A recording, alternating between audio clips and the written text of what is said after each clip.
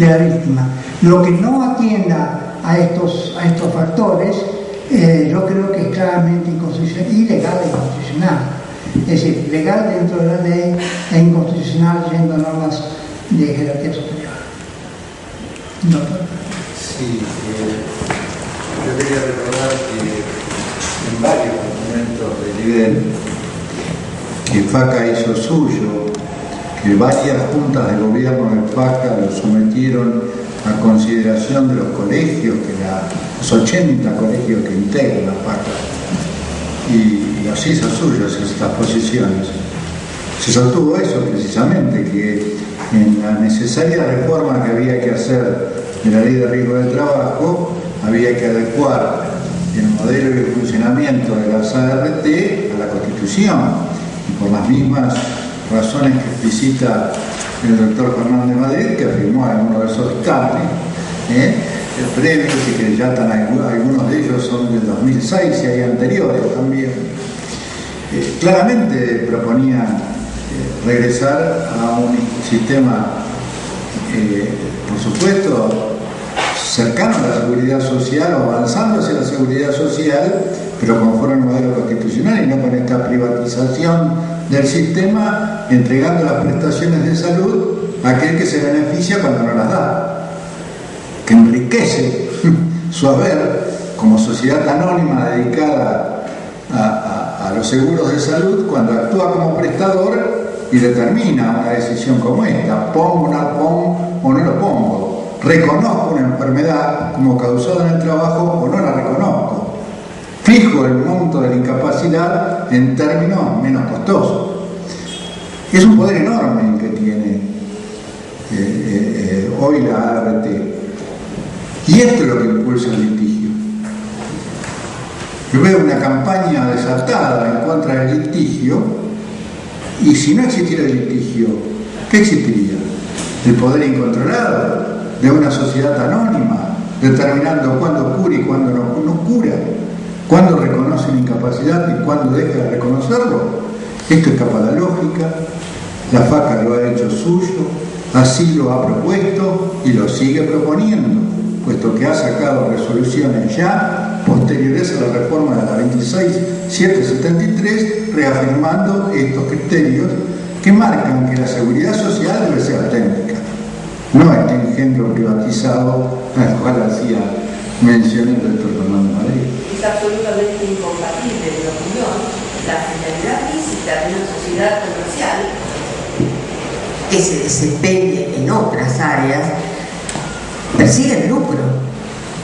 Y no puede ser que una empresa, como acaba de decir usted, doctor, no puede ser que una empresa que persigue el lucro sea la encargada de prestar y de hacer posible ese respeto a la integridad psicofísica del trabajador. El derecho del trabajo, más aún el derecho de la seguridad social, aparecen y nacen como una necesidad de reconocer la imposuficiencia del trabajador y suponen la necesaria e imprescindible acción del Estado. Entonces, yo creo que la privatización en el área más delicada, como es el área de la indemnidad psicofísica, es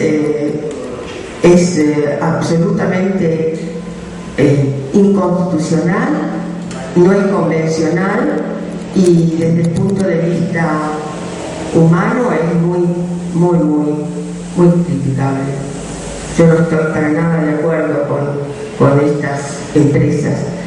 Yo respeto, yo sé que digo en qué sistema estoy viviendo, pero una cosa es el lucro en actividades determinadas, en la producción, y otra cosa es en esta materia. Gracias a los dos. ¿Más preguntas? ¿Existen preguntas desde los colegios? Hay un temor reverencial que algún día lo tendremos que lograr, es decir, utilizar la pregunta por escrito desde los colegios, que es una oportunidad que estamos brindando con este tipo de clase y que permitiría a los abogados del interior interpelar a los conferenciantes. Parece ser hay una que alguien pregunta, responde al desafío. Es el debut del Colegio de Abogados de Mercedes, que pregunta si la enfermedad fuera del listado de la ley habilita la acción civil al margen de la opción. ¿Cómo? Preguntan si la enfermedad fuera del listado de ley habilita la acción civil al margen de la opción. Bueno, yo creo que sí. Yo creo que sí, que esto lo hemos declarado en el tribunal, en el curso del año pasado. Hemos establecido que la enfermedad fuera del listado puede ser establecida, puede ser determinada como reparable por el juez, porque lo que se acuerda, la facultad que se acuerda de la comisión médica, en el artículo 6, creo, es una facultad que se transmite al juez y el cual el juez la puede hacer valer. La respuesta entonces a esta pregunta es la de que sí fuera del listado, judicialmente puede reconocerse la responsabilidad por las consecuencias de esa enfermedad. Yo haría un agregado, si me permite. Sí. En primer lugar, la pregunta lleva a definirse sobre el tema básico, si la opción es constitucional o no. Si la opción es un mecanismo legal que responde al principio de razonabilidad que el artículo 28 de la Constitución Nacional consagra y obliga a que cualquier ley tenga que responder al principio constitucional que trata de obtener. Si hemos sostenido, como lo ha hecho el doctor Fernández Madrid, que el principio de indemnidad tiene raigambre constitucional en el 19, la opción constituida es una forma de renuncia. Es un obligado mecanismo que escapa a la posibilidad de acceder ante el juez natural a la reparación integral. Ha sido un exceso del legislador que peca por contradecer el principio de razonabilidad. Una ley que viene a consagrar mecanismos de reparación para los trabajadores, a través de esta opción ha creado un mecanismo que realmente obliga a que aquel que cobre la indemnización tarifada tenga que ser considerado como renunciado de la reparación integral. Hecha esa primera definición de la cuestión, después podemos ingresar en la otra. Si la enfermedad no listada, pese a que no está listada, da derecho a integrarse la acción de seguridad básica del sistema.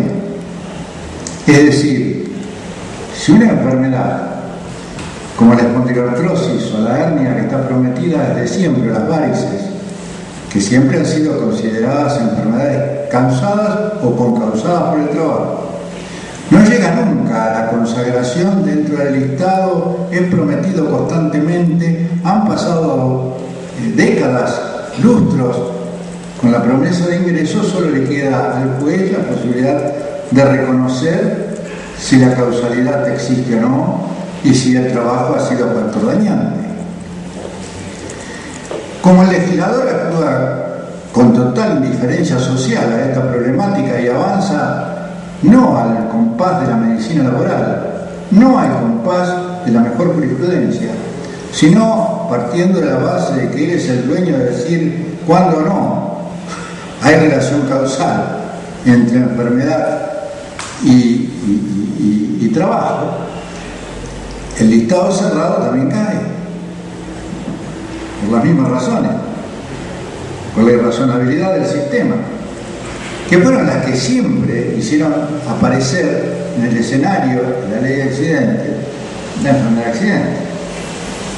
Nosotros empezamos con un listado de enfermedades que en la versión francesa que lo creó provocaba en Viadel Macé la mofa más clara de lo que lo ha hecho usted. Tenía 3 enfermedades. Para el año 25, la OIT tenía un grupo de 15 enfermedades profesionales. En la actualidad tiene grupos de enfermedades, de cientos de enfermedades reconocidas causalmente. Creer que el legislador argentino y su ente reglamentario, que es la policía administrativa a través de los mecanismos de inclusión a la enfermedad, va a comprender toda la complicidad del mundo del trabajo y sus consecuencias dañosas, es una ilusión que está construida nada más para limitar el costo empresario de las ART. Es para tratar de dar al seguro unos límites de cubrir algo que sería difícil de cubrir si tuviera que estimar. Esto no es sostenible. La enfermedad llamada accidente, la enfermedad que no está en el listado, declarada como causada por el trabajo, tiene que integrar el sistema y tiene que contar con los beneficios del sistema, no ser una reclamación extrasistémica. Es decir, tiene la posibilidad que incluso que ante la insolvencia del empleador no asegurado, la caja de garantía la pague. Es decir, integra el sistema. Los límites tarifarios en la medida razonable también dan derechos de la seguridad social. Este no es solo un problema con el empleador, este es un problema de la correcta administración de los fondos de la seguridad social. Entonces, este es el otro aspecto de la cuestión. Las enfermedades ingresan no solo en la reclamación sistémica, sino también en la reclamación sistémica, razonable e integral. Por todas las mismas razones que puso antes el doctor y que se van desarrollando y le están dando una detrás de otra como un proceso que va en cadena. Acá se citó al doctor Goldenberg y en este punto resulta muy oportuno señalar cómo cuestionó una doctrina de la Cámara de Trabajo de la Sala Tercera, concretamente un criterio del doctor Guibur, cuando establecía que estaban excluidas de la protección del régimen de accidente de trabajo patologías como las enfermedades columnarias, porque se señalaba que ahí no había un daño por el riesgo, vicio de la cosa, sino a propósito de la cosa. Esa locución, a propósito de la cosa, se extendió a lo largo y a lo ancho del país, hasta que Goldenberg planteó concretamente y desde una perspectiva filosófica rigurosa y científica el tema de la causalidad adecuada, que recoge la Corte en el fallo Cota, cuando Pastoracci, el cual fue abogado, cuando establece que, y lo recoge también por Naglia cuando habla que las cosas no son las que dañan, sino que en definitiva es el riesgo objetivo de quien elige trabajar con esas cosas, que si se ocasiona un daño en la actividad debe ser resarcido. Lo que debe establecerse es el nexo de causa. Esto pasaba con las enfermedades columnarias, sobre todo en la industria textil, en que la trabajadora que podría colocar los usos en los distintos lugares del telar, con esos movimientos, al cabo de un tiempo producía un severo deterioro del cuerpo. Y esos movimientos estaban inexorablemente condicionados por la ubicación temporal-espacial de la máquina y los movimientos que exigían de la trabajadora. Y así se derrumbó esta doctrina caprichosa, aparentemente fundada en la lógica formal de Guibur, a través de esta investigación severa que hizo Goldenberg. Pastoracci era el rachín, es decir, el que trabaja en la industria naviera, en los fondos de los buques, raspando, pintando, preparándolos. Las posiciones del cuerpo tienen que ser adecuadas al lugar donde trabaja y la lesión en la columna llegaba naturalmente a esas posiciones viciosas como esa, con esas consecuencias. Así que esta, además de ser Goldenberg el gran civilista que el doctor marcaba, que nos laboralizó a nosotros y laboralizó al derecho civil. Que a nosotros nos civilizó, nos civilizó al derecho civil. Fue el abogado que llevó esa causa, y su obra más valiosa es sobre la causalidad, que es una obra del derecho civil importantísima, y que él siempre fue un gran animador de la vida colegial, y por más de 30 años presidió el Instituto de Derecho Civil de San Isidro, el Colegio de Abogados de San Isidro, que fue famoso por la importancia de su dictamen. Yo quiero señalar que hoy esta discusión no tendría lugar, porque la jurisprudencia reconoce de manera generalizada la existencia de responsabilidad toda vez que se establezca la relación causal. Que creo que hay margen para así decidirlo en función de las propias normas legales. No hay posibilidad de discusión válida. Doctora Quispe. No, que quería señalar que la naturaleza, una de las cosas más importantes que me llevo y que vengo aprendiendo del doctor Cornay, del doctor Fernández Valdís, es tratar la naturaleza contractual del principio de integridad, que da respuesta a muchas cuestiones, digamos, desde la óptica y desde la mirada del control de trabajo. Digamos, cuando nace la responsabilidad del control de trabajo, le estamos dando respuesta a muchas discusiones que aún quedan vigentes y que hoy se está empezando a entender, por ejemplo, con el tema de la competencia, el cual hacen la apertura más allá de la opción o la opción, a través de tener en cuenta esta responsabilidad contractual. Por eso me parece importante indagar y seguir los caminos de ambos carreras, y que realmente los tribunales todavía no tenemos tanta respuesta, ¿no?, con este tema. Y esto, bueno.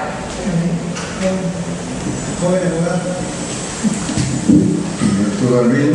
Sí, yo tenía una pregunta para el doctor Fernández Madrid, pero antes quería emitir una opinión y me someto a la crítica de todo el auditorio.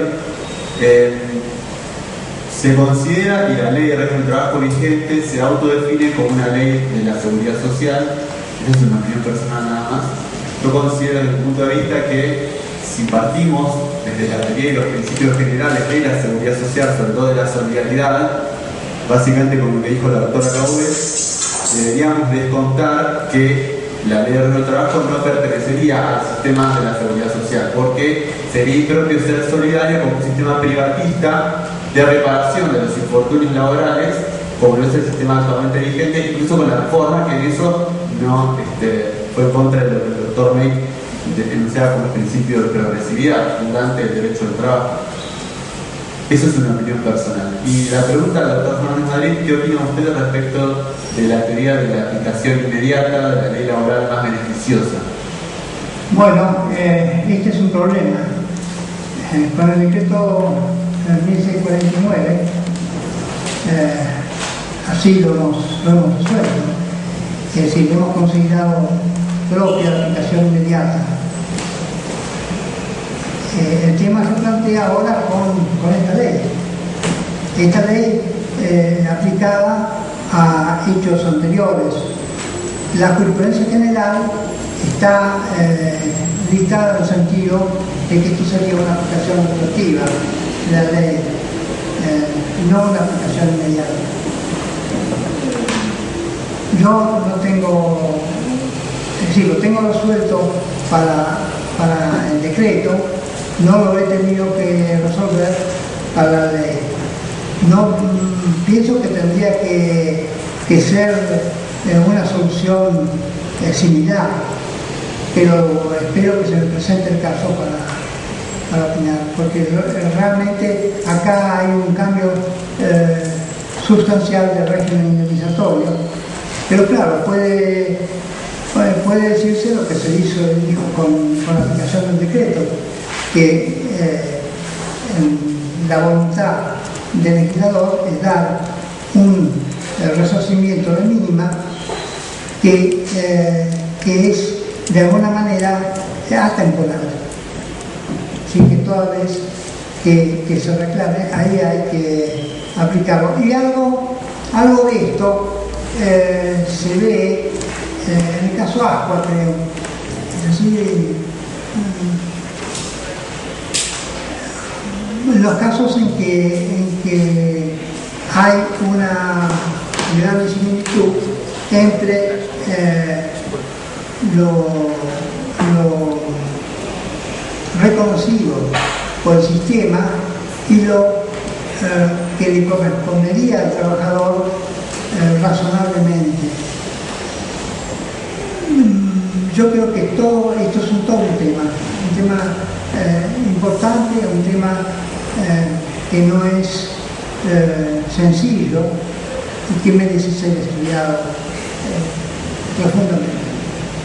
En principio, en el precedente que le menciono del decreto se resolvió en el sentido de que correspondía a la aplicación inmediata del decreto. Si me permiten, hay un fallo muy reciente de un publicista importante cordobés como es Arese, fue de Cámara de Córdoba, donde toma posición al respecto y no solo declara la aplicación inmediata del decreto, sino también de la ley 26773, en especial de las normas del RIPTE para actualizar y aumentar la prestación. Es un fallo que salió conocido en estos días. El tema de la aplicación inmediata de la ley, yo creo que debe ser planteado con una aclaración previa. En términos civiles, la teoría de la aplicación inmediata es una cosa y en términos laborales es otra. Hay una nota diferenciadora. La regla de la aplicación inmediata de la ley laboral en el tiempo, en derecho de trabajo, es de la ley más benigna, de la ley favorable. Así se construyó esta doctrina, que es una de las reglas instrumentales del principio de progresividad. Esto es un viejo debate que lo marcó en el año 45 Demófilo de Bueno, en una nota que se puede ver en Derecho del Trabajo, y que marcaba cómo en el derecho español nace esta concepción. Estoy hablando de Demófilo de Bueno, no el de buen mexicano actual. Cuando uno está diciendo aplicación inmediata de la ley solo y no dice la ley más benigna, por supuesto que deja fuera todo el tema de la progresividad. Cuando uno introduce el tema de la regla instrumental propia del derecho del trabajo, de esta manera, lo está haciendo como en el derecho penal, con referencia a la ley más benigna y el reo. Esta es una disciplina que no es la del derecho comercial. Y esta es una problemática distinta. Esta es una disciplina construida a partir del garantismo. A eso iba cuando decía la pregunta con Encerrona, antes de la garantía. Las obligaciones de resultado que responden a cláusulas de responsabilidad objetiva son típicas del garantismo.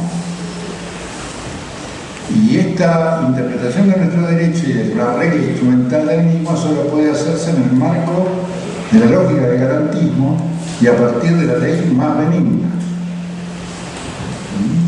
Ese es el filtro que debe determinar qué se aplica o qué no se aplica de esta sucesión desregulante de normas a veces menos. La tarea del juez en la aplicación inteligente de la Constitución a partir de estos principios que se desarrollan en la concepción del Estado Social de Derecho es exquisita y va mucho más allá de la ignorancia del legislador, en la construcción de una justicia inteligente con sentido social, ¿no? Vos planteabas concretamente el tema de que para tu criterio esto no es una norma, un sistema de la seguridad social. desde el punto de vista de la posición de FACA, es un seguro social obligatorio, que es la forma más primaria que tienen el desarrollo de los países, la seguridad social. Es un acercamiento al sistema de la seguridad social, desvirtuado de la forma en que fue plasmado. La tiene una rama, Exacto. Y además la historia de los seguros sociales y de la seguridad social nació con leyes de seguros sociales de accidente de trabajo. Las primeras leyes de Bismarck, copiadas de la Salle, son de este tipo. En realidad eran seguros sociales que operaban no haciendo funcionar a las prestadoras de servicio. Y las prestadoras de servicio era la salud manejada por el Estado o por cámaras empresarias o sindicatos, pero organizaciones de no lucro de la prestación. Eso en cuanto a la prestación. En cuanto a la indemnización de los daños sufridos, en la primera etapa era